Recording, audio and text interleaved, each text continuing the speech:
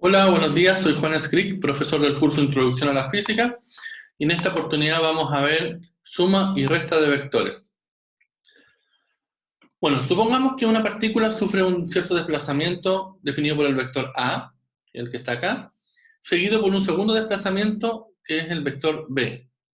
El resultado final es el mismo que si la partícula hubiera partido desde el mismo punto inicial y sufrido un único desplazamiento C, ¿ya? Esto es lo que llamamos la suma de vectores, donde tenemos que la suma vectorial, o el resultante, va a ser igual a la suma del vector A más el vector B, ¿ya?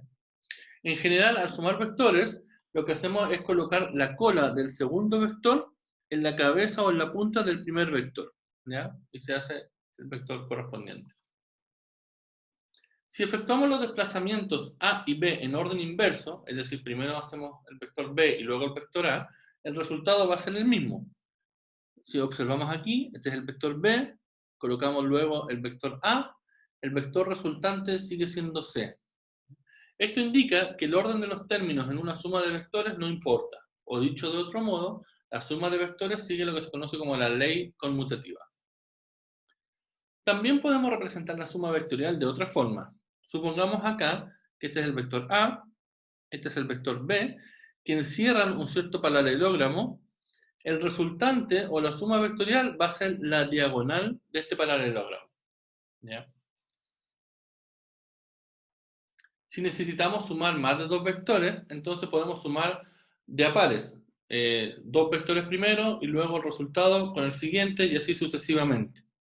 Por ejemplo, supongamos estos tres vectores A, B y C, que están acá definidos, y uno quiere hacer la suma vectorial de esto. Lo primero que uno podría hacer es tomar el vector A y sumarle el vector B. ¿Okay? Entonces en la práctica tomamos el vector B, colocamos la cola de este en la punta del A y me queda este vector D. La suma vectorial del vector A más B va a ser D. Una vez hecha el cálculo, podemos proceder a que este resultado lo sumamos al siguiente vector, que es el vector C. Por lo tanto, lo que hacemos es colocar el vector C, donde la cola parte en la punta del vector anterior, ¿ya? El resultado entonces del A más B más C me va a dar el vector R resultante, ¿ya?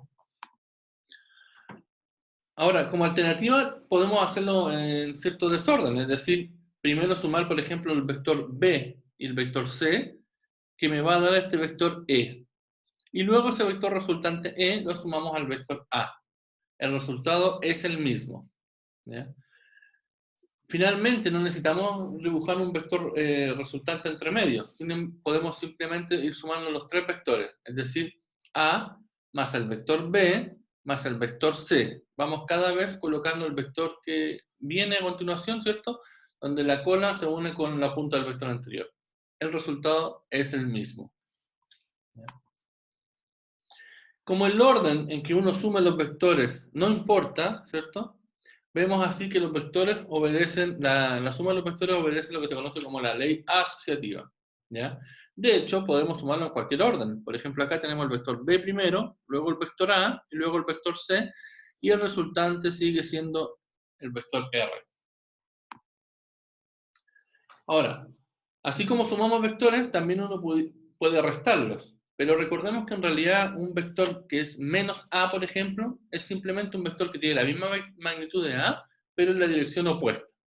Se define entonces la diferencia o la resta de dos vectores, A menos B, como la suma vectorial de A y el inverso de B, es decir, menos B, ¿ya? Por lo tanto, restar A menos B es equivalente a decir que tengo la suma de A más el inverso de B. Si se fijan, tiene la misma magnitud de B, pero apunta en la dirección contraria. Por lo tanto, A menos B, que es esto que está acá, es ese vector azul, es equivalente a sumar A más menos B. Es decir, el vector B, pero en la dirección contraria. ¿Ok? Por lo tanto, suma de vectores y resta de vectores es casi equivalente. Una cantidad vectorial se puede multiplicar por una cantidad escalar, es decir, por un número, ¿ya? Por ejemplo, el vector desplazamiento 2A es un desplazamiento, es decir, es una cantidad vectorial, en la misma dirección que el vector A, pero dos veces más largo. Es decir, aquí tenemos el vector A. 2 veces el vector A será un vector del doble de magnitud, pero en la misma dirección. ¿Okay? Cuando se multiplica un vector A por un escalar C, el resultado tiene una magnitud que es C por A. Ahora, dependiendo del escalar C, si es positivo o negativo, nos cambia o no la dirección del vector resultante. Por ejemplo, acá tenemos el vector A, el mismo que en el caso anterior. En el caso anterior lo habíamos multiplicado por 2 veces, por lo tanto me quedaba simplemente el doble de magnitud, pero en la misma dirección. Ahora lo multiplicamos por menos 3. Esto significa que la magnitud del resultado va a ser 3 veces la magnitud del vector A, 1, 2, 3, y el signo implica que cambia el sentido. Si antes apuntaba hacia la derecha, ahora apunta hacia la izquierda. ¿Ya? Vamos a dejar algunos problemas propuestos. Este es un problema, ejemplo número 5 de suma vectorial, que lo vamos a resolver en otro video. Una esquiadora de fondo viaja 1 kilómetro hacia el norte, lo que está aquí en el mapa dibujado, y luego 2 kilómetros al este, por un campo nevado horizontal. Entonces, es plano. ¿A qué distancia y en qué dirección está con respecto al punto de partida? ¿Ok? Por lo tanto, traten de resolverlo y si no, lo resolvemos en el próximo video. Y también para ir viendo cómo van avanzando con la comprensión de la materia, supongamos dos vectores de desplazamiento S y T, que tienen magnitudes de 3 metros y 4 metros respectivamente. ¿Cuál de los siguientes resultados podría ser la magnitud de la diferencia S menos T? Ojo que podría haber más de una respuesta correcta. También se lo dejamos planteado y lo vamos a resolver en clase. Bueno, eso ha sido todo por hoy. Nos vemos en un próximo video.